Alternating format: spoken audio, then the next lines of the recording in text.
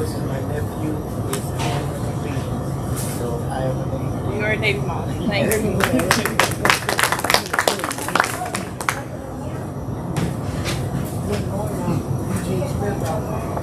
I had a splendid service. I joined on the 6th of July. Went to Vietnam and there for December, right there for Christmas. Spent a year there. Then I come back to stateside at Fort Sill, Oklahoma. Spent a year out there. After I got out of the service, later on, I rejoined the service. I went back to Germany and places like that. Africa. Italy, like that. That was 20 years retired. Thank you. I'm Dr.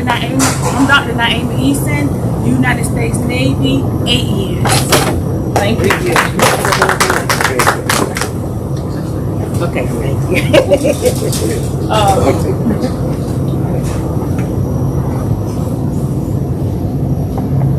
I'm Fran Wade, and I served during 69 through 72 Vietnam. And I was also a 26-year military wife with the U.S. Army as well.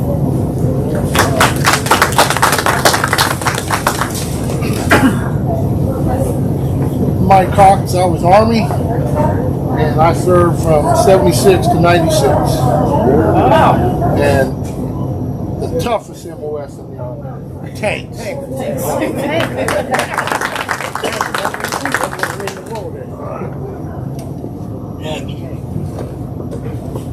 John Clyde, I'm Greenwalk 4 years in Vietnam, then was the guard for President Nixon for 2 years. Then after I got out, I joined the Army Reserve as a military base for 8 years. Thank you, sir. I'm Randy Brickman. I stayed in the Army for 22 years. Served in Vietnam from 1926. Went back again in 1968.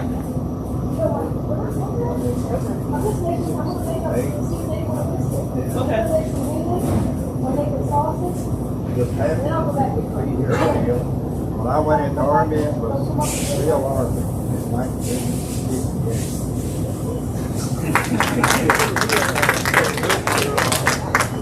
That's Bruce Irons, also Marine Corps, and I went in 1958 when I was still in 1952. And I appreciate you being I was asked to go down to the country, but I was getting over it.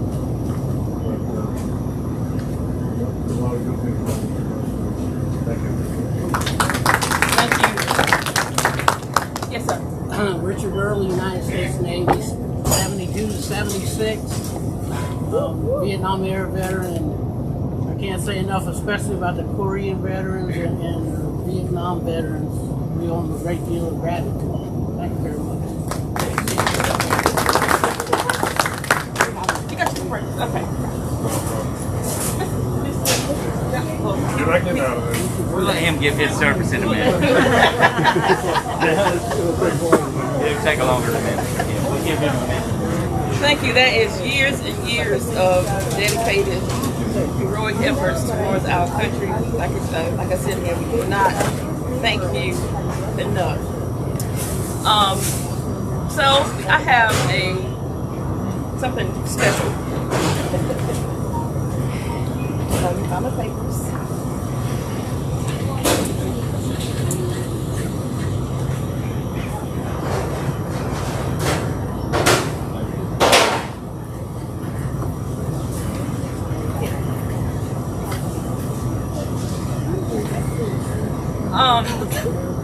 I have a special dedication to a special person that's sitting at our table today. She took time out. She's actually working. She took her lunch break to be with us today. I just have a short little dedication on her behalf. And I'm going to start by, I'm just going to read this, okay? He was a native of Statesboro, Georgia. He played as a sergeant defensive player on the Statesboro High Blue Devils championship team in 2001. He was a graduate of Savannah State College, where he also played football for Savannah State Tigers. This he who I speak of is Special Agent Staff Sergeant Chester J. McBride III. Due to a cowardly act of suicide bomber via motorcycle, Staff Sergeant McBride forfeited his life on December 21st, 2015. As told by officials, McBride shielded his linguist from the attack, saving her life. This alone shows the character and selfless contribution McBride felt for his country. We will never be able to show enough gratitude towards his bravery and heroic acts of this United States Air Force Sergeant. The 30-year-old was returned home as hundreds of Statesboro citizens showed their respects in a parade filled with decorated convoy and a motorcade of local and state police, as well as the Patriot Guard riders. Hundreds filled the Hannah Field House at Georgia Southern Campus to pay their final respects to the fallen hero. McBride was posthumously decorated with a Purple Heart, a Bronze Star with Valor, an Air Force Combat Action Medal, adding to his Air Force Commendation Medal, Air Force Achievement Medal, with 1 oak leaf cluster, and Army Achievement Medal. Since then, an auditorium at the 42nd Air Base Wing Headquarters building in Montgomery, Alabama, has been renamed in his honor. It was renamed McBride Auditorium. I have here today the mother of Staff Sergeant McBride, Miss Annie McBride. Let's give her a hand as she comes forward. I know this is a hard thing to bring up again for you, but we want to show our appreciation for him as being a citizen of Statesboro. Our appreciation for your son's heroics will forever stand with his legacy. And on behalf of bylaw number 5567, Statesboro, Georgia, we would like to present to you and to your son, for your son's bravery, our hometown hero and a true wingsman. Thank you.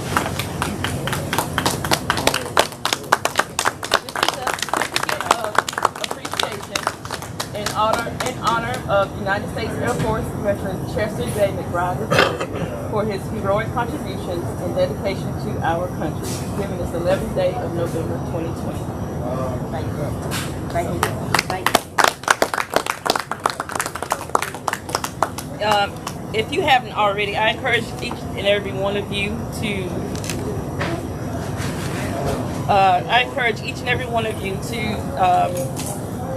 read of Mr. McBride's legacy online if you haven't already. It's a touching story for a hometown hero. Thank you.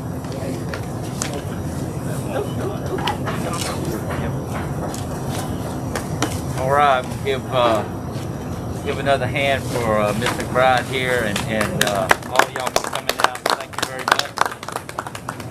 Today we're going to have the great privilege of having Mr. Don Poe come and speak to us for a few minutes.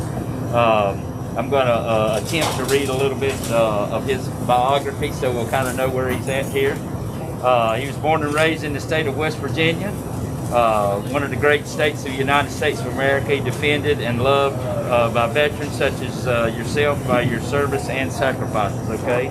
He served in the Army from 1973 to 79 and left the service with the rank of sergeant. I'm going to let him talk a little more about his dealings with the things with the military, and I'm going to let him come speak to y'all a few minutes about the honor flight of Savannah, okay? Mr. Don Poe, give him a welcome, please.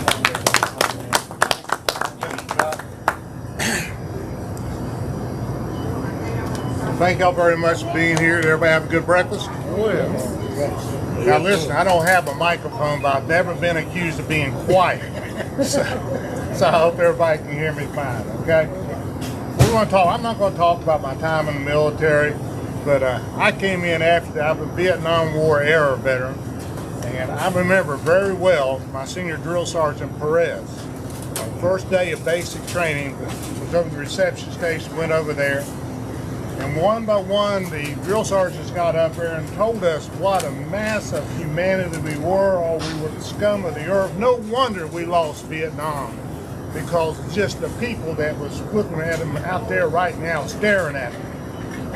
And all at once this little guy come up, drill sergeant hat, and the only thing you could see was that hat. It was about right there. And I've never been so scared of a man in my whole life. That guy put the fear into me. And I knew at that point I had signed up to be a volunteer in the U.S. Army, and that things got real that morning, okay? Because he was old school, if you know what I mean. So I remember him so very well. So we won't talk about things about the military, about the service of being in the Army, and tell you Army stories, because we all have Army stories. But what I want to do this morning is take a few moments to talk about something that I'm very, very proud of. Have you ever heard of the honor flight? Who's heard of the honor flight? Now I know these two yahoos have, because I took them on an honor flight to Washington, D.C., had the pleasure of escorting them. And the first night up there, when we got up there, we had dinner and everything, went down, and they're staying in a nice motel, and we're down there. I was tired, so I was ready to go up to bed, and I think I got adults with me. So I go, well guys, I'm gonna go up and go get some sleep. I said, we're gonna meet downstairs for breakfast at 7 o'clock in the morning. Y'all okay? We're okay, Don. Okay, great. I went upstairs, went to sleep, dreamed peacefully that night. Came down the next morning, one of the other escorts came over to me. Now, I'm talking about an escort honor flight, not escorts as you sometimes see in Washington, D.C., okay? But the escort came over to me and said, you got to do something with your guys. I said, what? They said, well, last night about 11 o'clock, those two Marines got on the elevator with two blondes and went upstairs. I said, well, good for them, I guess, okay. Jealous. Jealous. I was a little bit jealous, that's true. But honor flight, if you're not familiar with honor flight started in 2005. And the reason honor flight started is that people around the table here were veterans, or were parents of veterans, or spouses of veterans, but we're all connected with the service. And Veterans Day is here to honor your service in the military. It's also here to honor the family of members who served in the military. Because listen, to be a mother and have as we know, have a son or a daughter serving overseas in some terrible situations, that's a lot of sleepless nights, okay? And so you have to think about that. So we honor them just as much as the people who actually served in the military.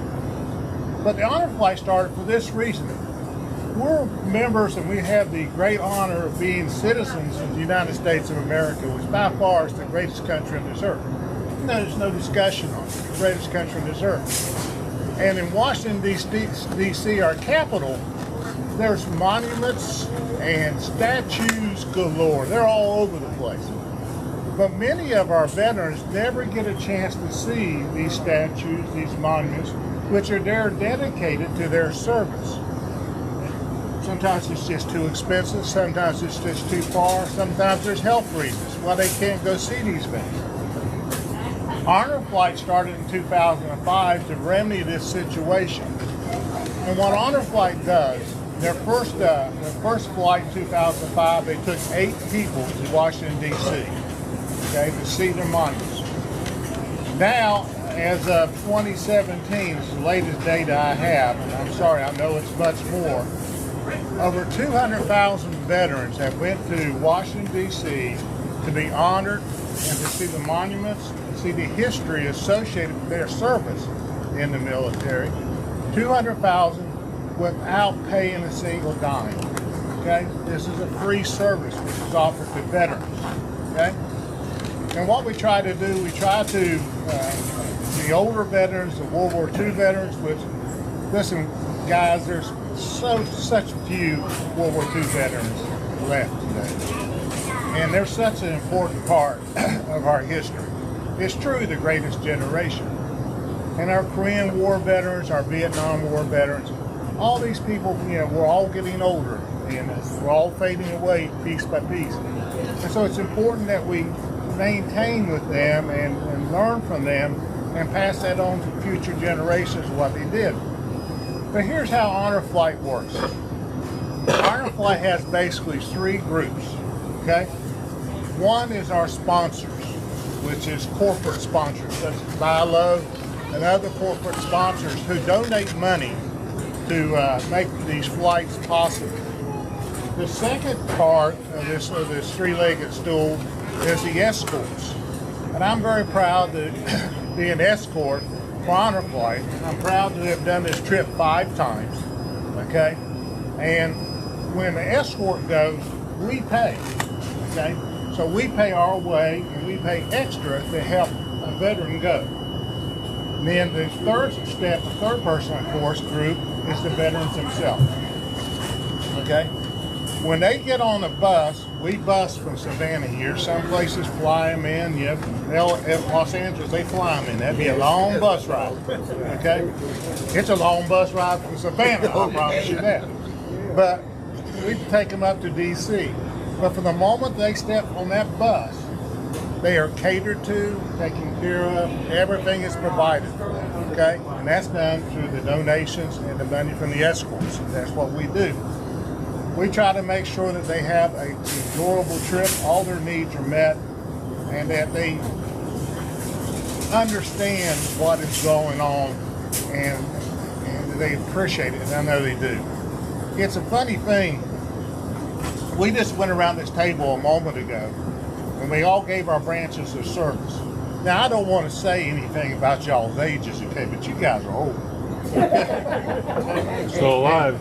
And I didn't want to put it that way, but there's delicate ways of putting it, but then there's a military way of putting it. You guys are just old, okay? And I'm right there with you, okay? So, yeah. So when we get on the bus, we'll have 40, 45 veterans on that bus. There'll be Marines, there'll be Army, there'll be Air Force, there'll be Navy. And here's what happens on that bus. When they first get on down in Savannah, and when we're leaving out of Savannah, and the motorcycles, the police are escorting us out, everybody's looking out the window and going, oh man, this is cool, okay? And we're escorting out and down the road. Then we get on the interstate. And about half hour into the interstate, here's the way the conversation starts. It's never failed yet. About 30, 45 minutes in the conversation. This guy will turn to the person sitting next to him and say, what branch of service are you in? Well, I was in the Navy. Okay? And this guy, being a Marine, goes, well, thank you for being our taxi cab. Okay? All right? So that's what happens. Some guy will say he was in the Army. And they'll go, Army? You guys are pitty. Marines will go, oh, you guys are terrible in the Army. And say, we go, and some Marines go, oh, we go in and take care of business. You Army guys just come in and live there for a while. Okay? So that starts up. Okay? Air Force guy. I was in Air Force, man. Said, you always stay in motels. Y'all don't even sleep on the ground. Okay? What are you talking about? And Lord, a Coast Guard guy just puts up his hand. Coast Guard guy puts up his hand. He's going to have a rough bus ride. But it's all good-natured funny. And it's like 18-year-old, 19-year-old kids in boot camp who are starting to rag at each other, okay, joke around, and nobody gets mad. Nobody gets offended because they all share one thing. They're all veterans, okay? It's truly a very beautiful thing. But then when we get to D.C., we try to make sure they go to all the monuments. We go to the Marine Corps, of course. We go to the Navy, of course. We go to the Air Force. Okay? Probably the most touching thing we do is we go to the Tomb of the Unknown Soldier. And if you've been up there on one of these trips, you guys have been, of course, I think you would testify to this. You know, the Tomb of the Unknown Soldier is something that's very important to American history, okay? And just probably important to our soul. And we go there and we watch the changing of the guard, okay? Which anybody can go do, okay? Any American citizen, any foreign citizen can go do, okay? You can go, and that is something that it touches you, okay? And I've seen it 5 times as an escort, 1 time not an escort, okay? And every time it's touched me greatly. But when that ceremony is over, the honor flight, we go around to the back of it, okay? And there's an amphitheater. And we go to that amphitheater, and we have one of the guards, the Tomb of the Unknown, comes out and spends time with us. As long as we want to be there and ask him questions, he'll answer those questions. And sometimes we think about America that, well, we got problems here and we may be slipping a little bit. But when those guys are standing up there,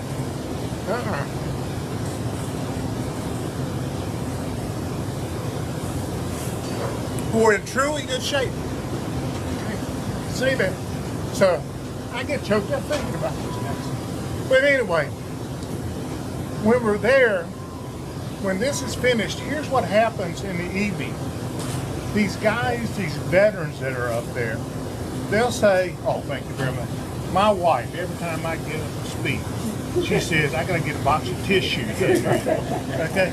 Because to be such a big old fat man, I cry a lot. But I don't take that as a sign of weakness. I actually take it as a sign of strength. Yes. Okay? So that means there. But after we go through and the veterans get off the bus and the generals come over and shake their hand and the lieutenant colonels and the colonels and they're patting them on the back, where'd you serve at, sir, and everything. They usually say something like, I don't know why they did that, because I wasn't a hero, okay? I was just in the Army, or I was just on a ship in the Navy. I didn't do anything heroic or anything. I don't know why they're calling me a hero here. And they do it because there's an important reason. You guys know that when you're in the military, that in basic training, as Sergeant Perez illustrated to me very greatly in 1973, the first thing they're going to do is tear you down, okay? There's a reason they tear you down. It wasn't that Sergeant Perez and the other drill sergeants hated me. They just knew that they had to change the way I thought. Where I was thinking as an individual, and I had to think as a group. And so that was their duty to do. These veterans that go on these honor flights who think they're not a hero, okay? Here's what I always tell them. If you are working on an engine, okay, an airplane, a truck engine, any type of engine, okay, and you've got all the parts laid out there, and you put, you've got them all cleaned up and everything, and you put them all back together, okay, and then you look down in the corner, and there's one bolt laying there, okay? Do you start that engine up? Okay? No. Why don't you start that engine up? Because you don't know if that bolt is a very important part of that engine, do you? Okay? And so you start that engine up, without the bolt, the whole engine blows up. And that's the military, okay? We all, as veterans, it doesn't matter if you were on the front line, Ramboing out there and everything, because you can't go out there and Rambo out there unless you have a mess cook cooking you something to eat. You can't go out there and Rambo unless you have a truck driver who drove that ammunition up there for you. You can't go out there in the Rambo unless you have a pilot flying a plane to get you there. So all these things are done, together. So it's one unit. Every bolt, every nut, every washer of the military is just as important as any other bolt, any other nut, any other washer. That makes each one of you sitting around the table here a hero. There's no doubt about that. You're a hero because you served in the military, okay? Because nothing gets done without you. So that's what I would have to say. But I would say, if you have anybody who's never been on an honor flight, a special World War II veteran, if you know one, a Vietnam veteran, or a Korean War veteran, okay? We're starting now to ease into the Gulf War veterans, okay? Because a lot of them haven't been either, okay? But if you have somebody like that, I have some information up here that's got our contact information on it. Okay, and please take one with you. Look us up on the web, Savannah Honor Flight, so you can get some information from us there, and fill that out. Because of COVID, we didn't do any trips at all this year because of COVID. Okay, because obviously we don't want 40, 50 older people on a bus, for 12 hours each way and being together. So hopefully we're going to have this COVID mess all behind us, and our next trip is scheduled in April. And so if you have anybody be interested, take it, fill out an application, get their name in, and I'm going to be on that trip, so I'd be happy to see them. And if they get on the trip, if you schedule them up, if you want to give me a call and give me their name, I'll arrange to be their escort, and I promise you, we'll have a good time. Okay, and that's all I can promise. So thank you very much for being here today. Thank you for paying attention to this old guy from West Virginia. I appreciate each and every one of you. I'm proud to be a veteran, and I'm proud to have 2 sons who are veterans. And it's a pleasure being here. Thank you. John? Yeah, I say one thing on that. Yes, sir. As Don said, he and I have both been on an honor flight. Take one. Thank you. Well, we want to thank everybody today for coming out. We certainly, again, want to tell you how much we appreciate your service to our country.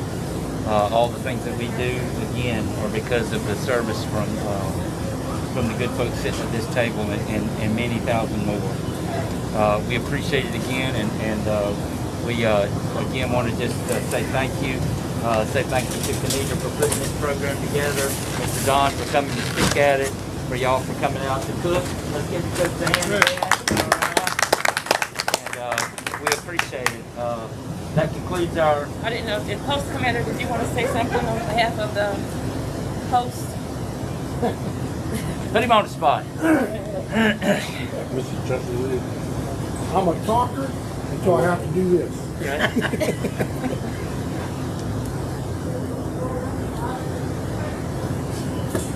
One of the questions we get asked a lot was, there's a VFW post in Statesboro. Everyone knows about the American Legion, and most of our members are dual members. We're in both organizations. We appreciate you guys doing this. I don't get to do it tonight, but everyone else can go have dinner tonight, but they don't put on a ceremony. And this is special. And we got to honor Miss McBride, which we honored her before. 2 years ago, they did a Run for the Fallen, where they ran all the way across the United States.